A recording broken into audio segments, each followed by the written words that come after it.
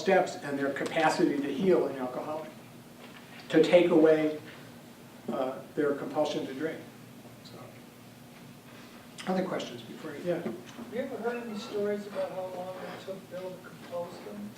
Yeah, actually, the stories say that that there was discussions about the steps, and some of these concepts were borrowed from the Oxford group, but the actual writing of the steps themselves took, like, he literally sat down with a yellow legal pad and started to write, and the next thing you know, the introductory narrative from the 5th chapter that includes all the steps was there, with very little editing.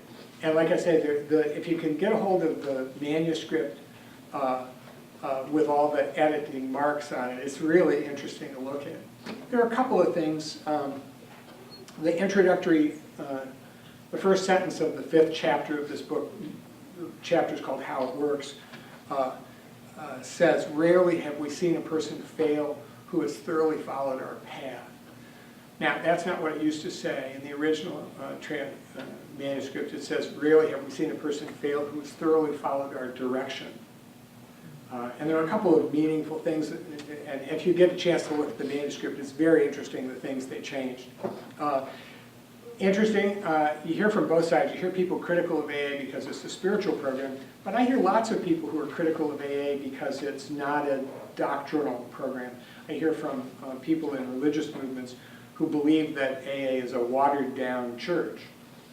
Interestingly enough, one of the stories that I've heard, I don't know if it's true, but I've heard it enough times to believe it's true, that one of the reasons why, there are a couple reasons, why they moved away from any kind of specific doctrinal statements, any kind of reference to God per se, and staying with this God as we understood him, power greater than ourselves, this kind of vague language. One was, unlike Akron, Ohio, which was seated deep in the middle of the Bible Belt, New York was full of atheists. And early on in Alcoholics Anonymous, Akron and New York were the seats of AA. And there were quite a few conflicts between the two of them, but that pressure was exerted from New York. The other was that in 1935, in the late 30s, the Catholic Church wouldn't allow Catholics to go to a non-Catholic religious movement. And I have heard it said that part of what drove these folks to change the language was to avoid excluding people based on issues of doctrine. In addition, I think the third thing was that the early AA was really in the Oxford movement. And I mentioned that these were kind of high-class folks.